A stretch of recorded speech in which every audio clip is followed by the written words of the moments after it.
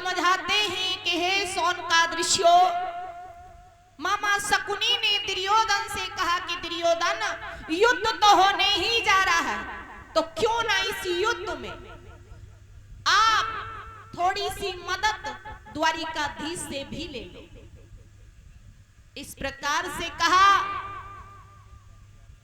तो इधर दुर्योधन चले द्वारिका नगरी के लिए। इधर धर्मराज युधिष्ठिर ने भी अर्जुन से कहा कि आप जाइए और इस युद्ध में द्वारिकाधीश को बुला करके लाइए। तो इधर अर्जुन चले तो सबसे पहले दुर्योधन पहुंचे।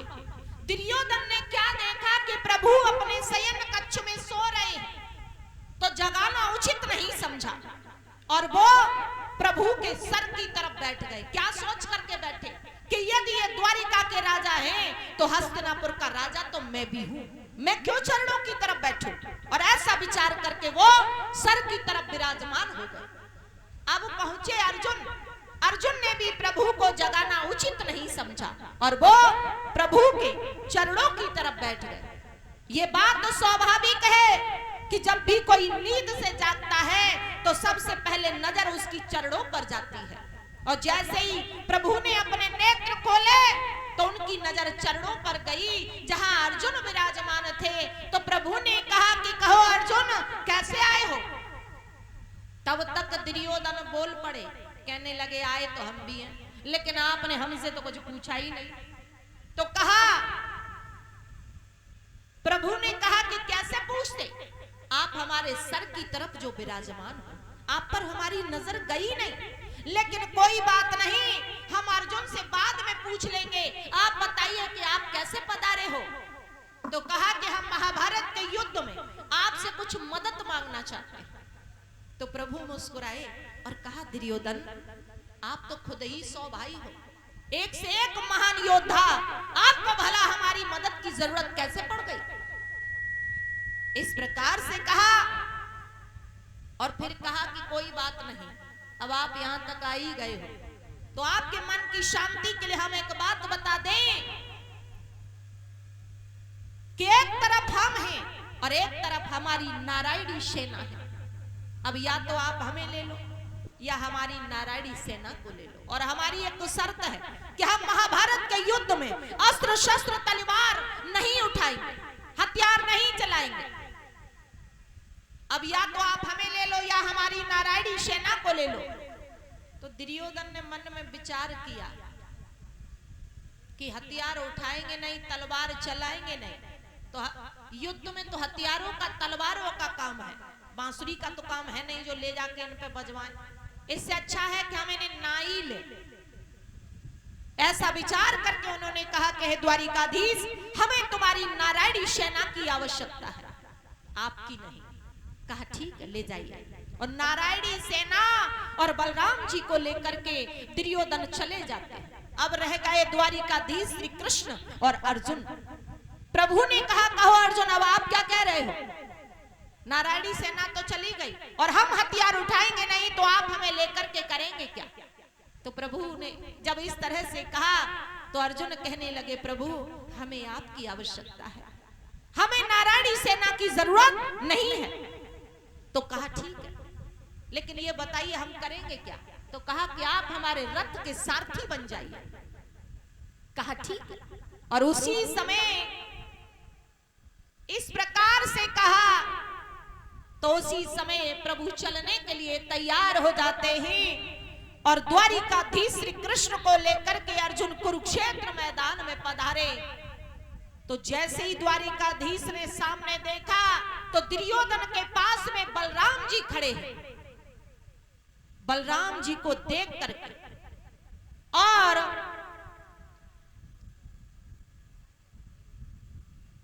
द्वारिकाधीश मन में विचार करने लगे कि यदि बलराम भैया के रहते हुए और दुर्योधन की हार हो गई तो भैया कभी सहन नहीं कर पाएंगे। इस प्रकार से कहा और उसी समय द्वारिकाधीश ने एक चाल चली और कहा कि हे दुर्योधन, युद्ध से पहले हम अपने बलराम भैया से कोई बात करना चाहते हैं, बहुत जरूरी बात, अगर तुम्हारी इच्छा हो तो। अपनी मर्जी से नहीं। दुर्योधन कहने लगे ठीक है कर लीजिए। तो कहा कि बात इतनी गंभीर है कि कोई सुन ना ले। कहा ठीक है। और बलराम जी को दूर ले गए श्याम सुंदर, और बलराम जी का मुंह कर दिया दुर्योधन की तरफ और खुद का मुंह कर लिया पीछे की तरफ, और दुर्योधन को दिखा दिखा के खाली मुंह चलाने लगे। अब बलराम जी अपना कान आगे बढ़ा रहे हैं कि हो सके कन्हैया ज्यादा धीरे कह रहा हो तो सुनाई न दे रही हो। अब सुनाई तो जब दे जब कछ कही हो।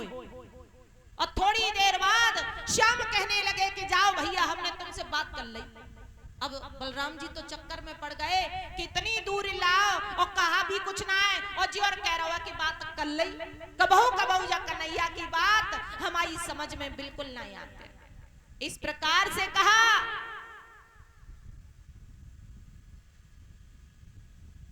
और वो तो चले जा रहे हैं। इधर बलराम जी जब दुर्योधन के पास लौटे तो दुर्योधन ने बलराम जी से कहा कि कहो भैया क्या कहा द्वारिकाधीश ने। अब कैसे कह दे का कछ कही हो तब तो बता। थोड़ी देर बाद फिर पूछा तो बलराम जी कहने लगे क्या बताएं दुर्योधन, कबहू कबहू या कन्हैया की बात हमारी समझ में बिल्कुल नहीं आते कि क्यों कितनी दूर लेवाएगो और कहा भी कुछ ना, और जी और कह के गवा कि जाओ हमने तुमसे बात कर ली। तो बलराम जी की शब्द सुनकर के दुर्योधन कहने लगे इसमें झूठ क्या है, मैंने अपनी आंखों से देखा आपके कान में कुछ कहते हुए, लेकिन दूरी इतनी थी कि सही से सुनाई नहीं दिया कि कहा क्या।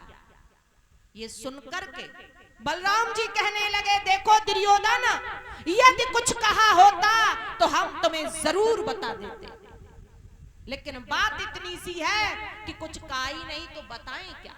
दुर्योधन कहने लगे क्यों पागल बना रहे हो, तुम दोनों आपस में भाई भाई हो और हमें पागल बना रहे हो। अब हमें आप पर भरोसा नहीं रहा, अब हम आपको युद्ध में नहीं रख सकते। बलराम जी को क्रोध आ गया, कहने लगे तू क्या मुझे रखेगा, मैं तुझे खुद ही छोड़ करके जा रहा हूं। और उसी समय बलराम जी तीर्थ यात्रा पर चले जाते हैं। तो बाबा तुलसीदास जी लिखते भी हैं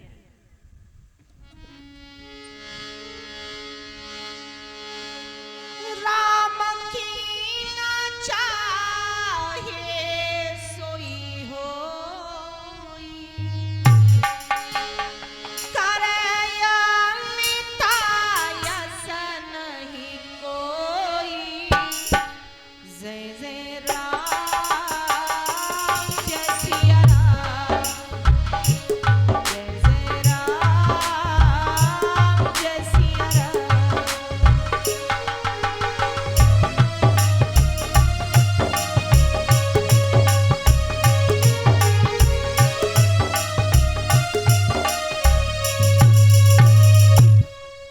प्रभु जो चाहते हैं वो आसान हो ही जाता है। बलराम जी तीर्थ यात्रा पर निकल जाते हैं।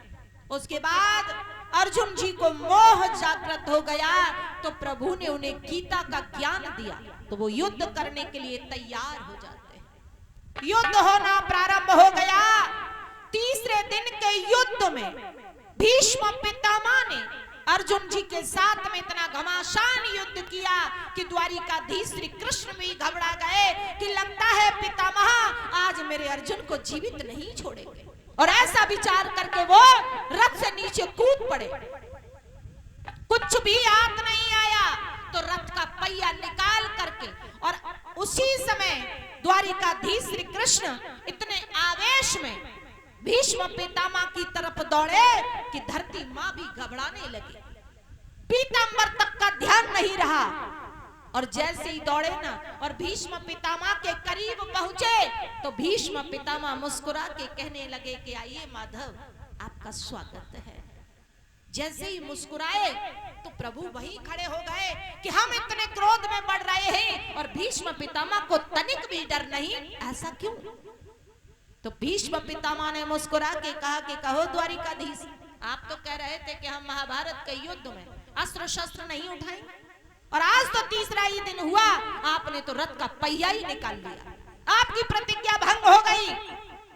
अब प्रभु मुस्कुराए और कहा पितामह मेरी प्रतिज्ञा मेरे अर्जुन से बढ़कर के कभी नहीं हो सकती। मैं अपने अर्जुन के लिए ऐसी एक नहीं ऐसी हजारों प्रतिज्ञाओं को तोड़ सकता हूं। आप एक प्रतिज्ञा की बात करते हो, जब मेरे भक्त पर आंच ही आ जाएगी तो मैं उस प्रतिज्ञा का करूंगा क्या। और परमात्मा के लिए उनका भक्त एक बच्चे की तरह होता है। जिस तरह से एक बच्चे के लिए अपने माता पिता भी अपने बहुत सारी बातों का ध्यान नहीं रखते अपने संतान के आगे, और कभी कभी उनकी हर बात को मानना ही पड़ता है, चाहे वो जायज हो और चाहे नाजायज हो। तो प्रभु ने कहा तो ऐसी प्रतिज्ञा का मैं क्या करूंगा फिर।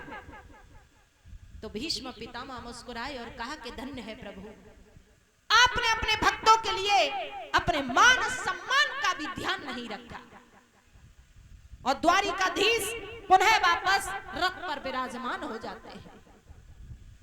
प्रभु रथ पर विराजमान हो गए। युद्ध को चलते हुए 8वां दिन था। तो दुर्योधन ने भीष्म पितामह से कहा कि हे पितामह, आप हमारी तरफ युद्ध कर जरूर रहे हो लेकिन मन से नहीं, क्योंकि यदि मन से कर रहे होते तो अभी तक एक न एक पांडव मारा गया होता।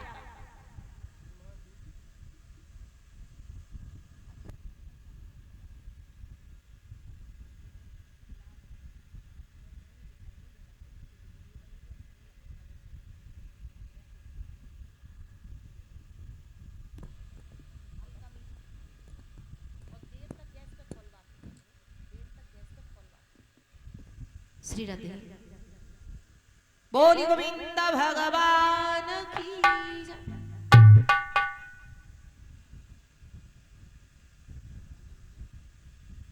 ये एक पंखा की दूरी का जो ज्यादा है, आ रही है हवा?